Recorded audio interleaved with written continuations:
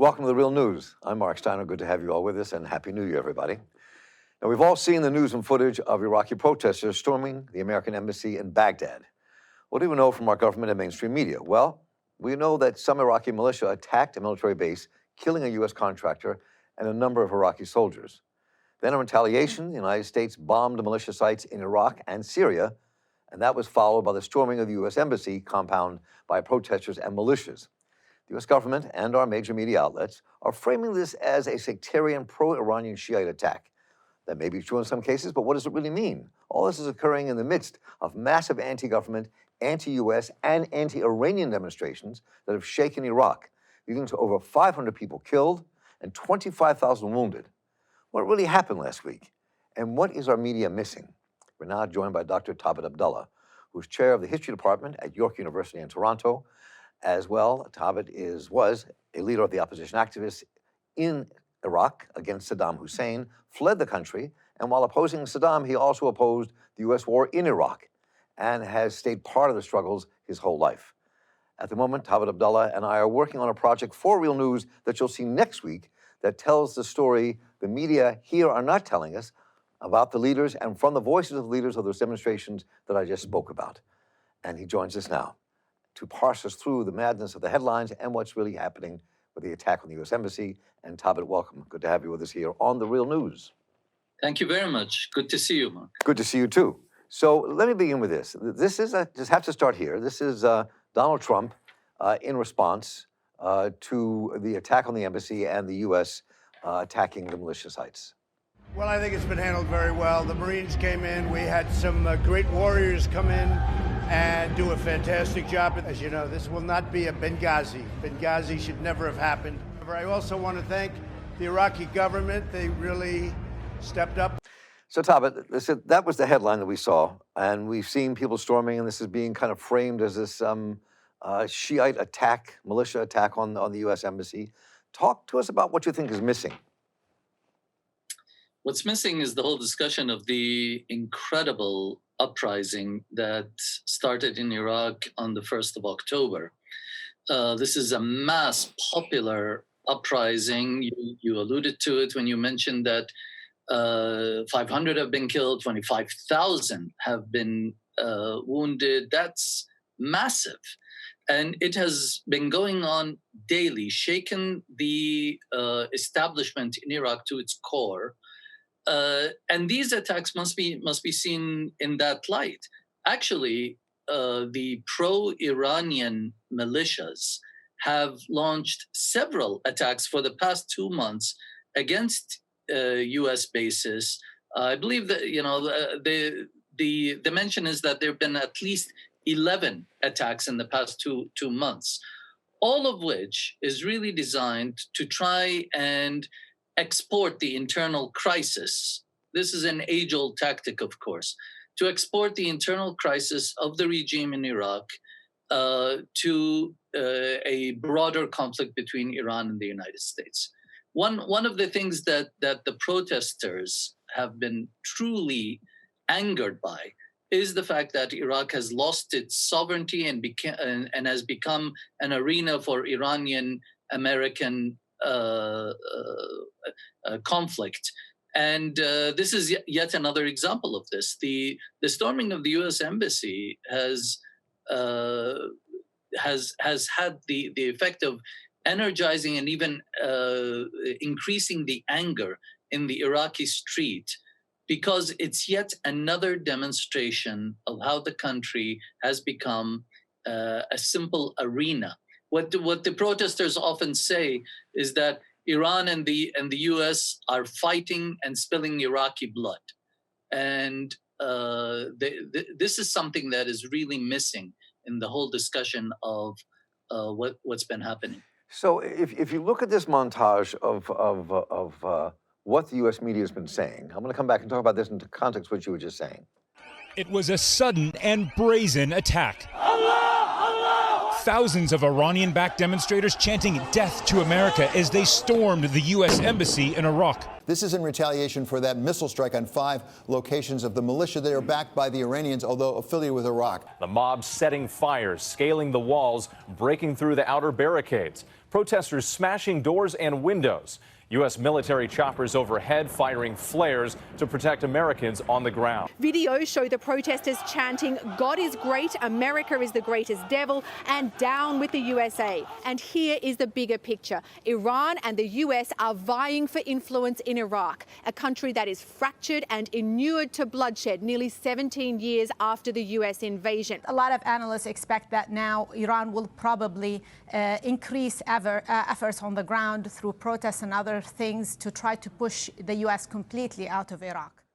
So in seeing what they were saying, Thabit, I mean, it seems to me that one of the things that, even if you do not accept the simple narrative, this was like a Shiite attack on the Americans and the sectarian warfare, the reality is that there must also be this internal conflict going on inside of Iraq between some of those militias who are also against the demonstrators, and also their opposition to the Americans, that they're trying to push the Iraqi government to make the Americans leave. So how does that fit into all of this? I mean, it sounds a great deal more complex than we give reason to. Look, on the 1st of October, as a result of the culmination of many years of protests, and I'm glad you mentioned in your opening remarks that we are preparing a larger program on this extremely important uprising. It's very important not only for Iraq or not only for the Middle East, but in terms of a new global phenomena of popular uprisings that seem to emphasize a protest against corruption, a protest against the incredible gap between the rich and the poor. In Iraq, this flared up on the 1st of October. It became intensified even more on the 25th of October. And basically, the protesters have demanded 4 things that they've emphasized. First, an end to corruption. And by this, they have pointed to a demand for the resignation of the government and more of transparent oversight. Secondly, more democratic reforms. And here they have called for a revision of the electoral process to make it much more democratic. Thirdly, they have emphasized the issue of patriotism, as opposed to any kind of sectarian or quota-based systems. And also, as part and parcel of their emphasis on patriotism, they have raised the banner of the importance of sovereignty, especially regarding the presence of both Iran and the US. Now, the protesters have tended to emphasize more the Iranian presence because it's more direct. The Iranian presence is felt much more on the street in the form of militias that have attacked the protesters, in the form of the flooding of Iraqi markets with Iranian goods at the expense of national produce. But the protesters have not lost sight of the importance of sovereignty in general.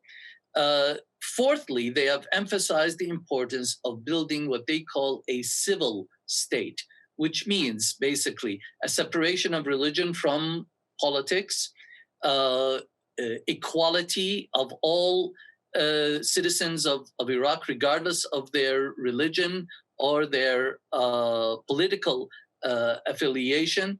And fourthly, a commitment to social justice, which actually means the redistribution of wealth. So this uprising, again, which began on the 1st of October, has been all-encompassing, incredibly powerful. It has achieved already a lot of the demands. They've succeeded in forcing the prime minister to resign. They've succeeded in getting the electoral commission to resign and to reestablish a new commission. They are in the process now of negotiating for an interim government.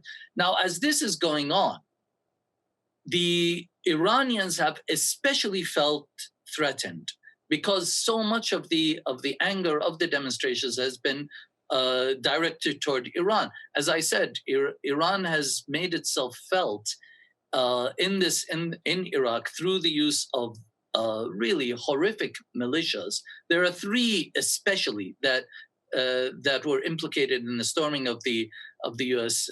Embassy that have. One could say that really they are representatives of the Iranian regime in Iraq, and because of this, Iran, I think, is really itching for some sort of a conflict with the United States on Iraqi territory as a way to create a broader crisis and would then lead to the end of these protests. What I want to emphasize here is that the protests are in no way sectarian based. The protesters have used only the Iraqi flag, no sectarian symbols. They have their primary slogan has been "We want a country," as we shall see in the program that you and I are working on. One of the activists says nobody is saying we want a Shia country or a Sunni country. They say we want a country for all Iraqis, and this has really shaken the regime and the Iranian-backed groups in Iraq.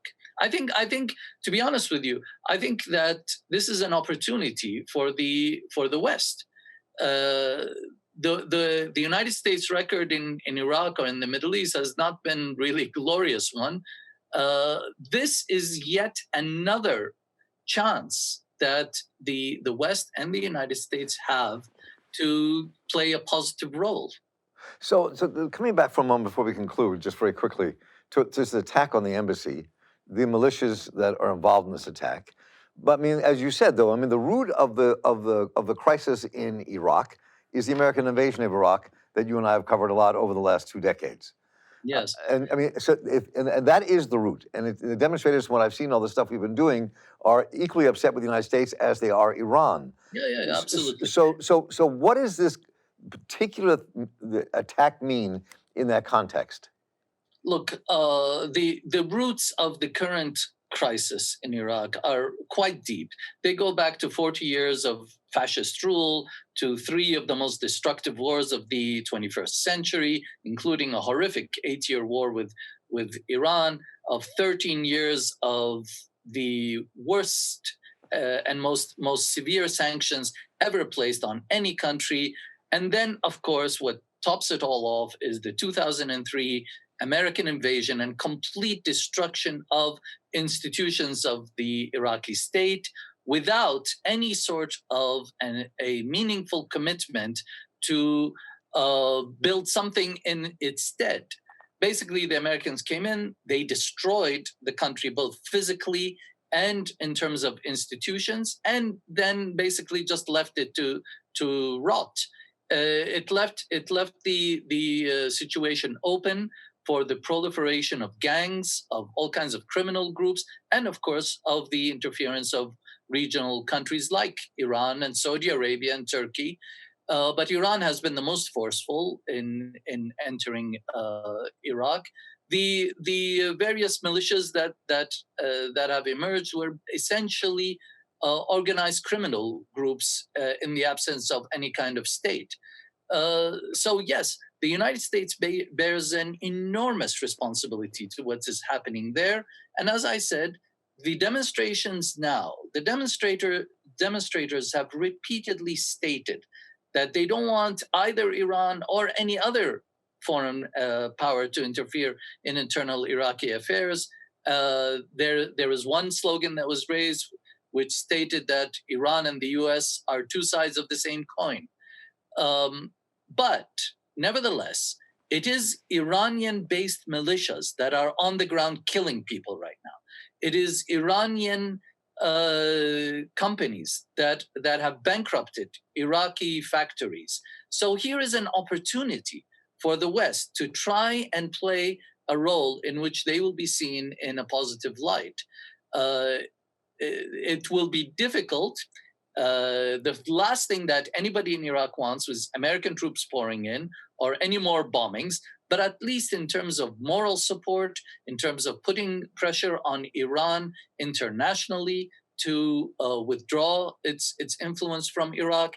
If the West can play this role, I think it can regain a little bit of its credibility in the region. But Thabit Abdullah, I do appreciate you taking the time with us here on The Real News today, and look forward to seeing you many more times in our work together here. It's my pleasure, Mark. It's my pleasure. It's my pleasure. And I think that all of our viewers here can see from the work we've been doing on how the U.S. is trying to strangle Iran on the one hand, and the contradictions inside of Iraq, with Iran pouring in and the U.S. Using that as maybe a possible theater of war, that these things are very serious and very complex. And it's the complexity here that we try to tackle with The Real News, not just the simple news headlines. So once again, Tophet Abdullah, thank you so much for joining us. Always great to have you. You're welcome.